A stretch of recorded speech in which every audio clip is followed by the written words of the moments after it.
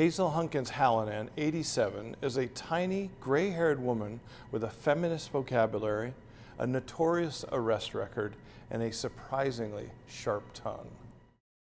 Hazel Hunkins Hallinan grew up in Colorado, came to Billings in 1903, and becomes one of the better students at Billings Senior High. She was actually voted most popular, second smartest, and third most conceited.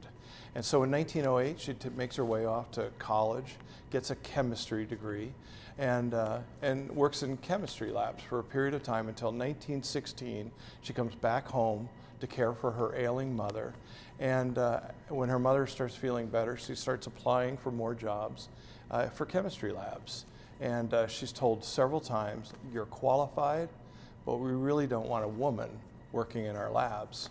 And she decided, that's what I'm going to do. I'm going to get involved with women's fights. And so one of the first things that Hazel Hunkins and her comrades did was protest in front of the White House for several years. They protested in front of the White House, carrying signs demanding equal rights and suffrage for women.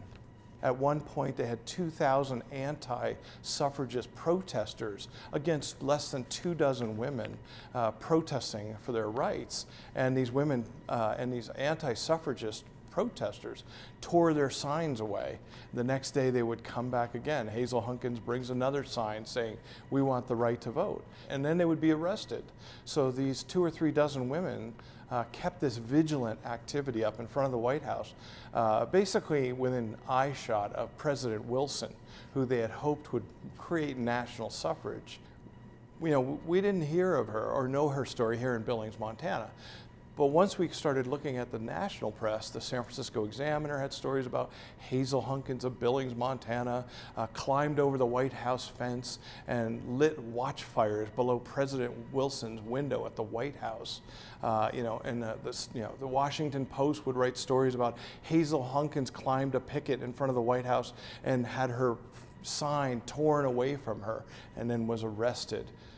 The same story is covered here in the Billings Gazette, and it says, "Billings woman, innocent victim." And so the coverage that she was getting here in Billings was completely different than what the national press was getting. Initially, the press welcomed them. They said, "Oh, isn't this sweet? Here's this, cute little girl from Montana, age 23, and she's smart." But once World War I kicked in April of 1917, these protesters were looked at completely different. And what she said to defend herself was, we see all these soldiers being sent overseas to fight for democracy. We're just doing the same thing here in our own country. The women with the National Women's Party are fighting for democracy on our own soil. Finally, when the passage of the 19th Amendment went through in 1920, Hazel Hunkins then completely transforms herself and becomes a different type of feminist.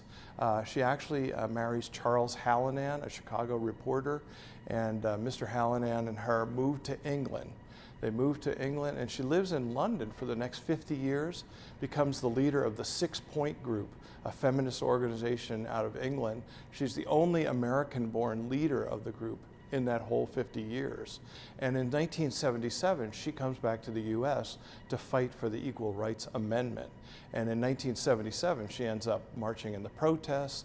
She's called a hellraiser at age 87. She ends up at a Rose Garden ceremony with President Carter to sign for National Women's Day, and he supports their activities and their causes. So this is a lifelong process for her. So, it's fun when I tell this story to audiences. I could stop at the Equal Rights Amendment in 1920 and say, this is a life worth looking at.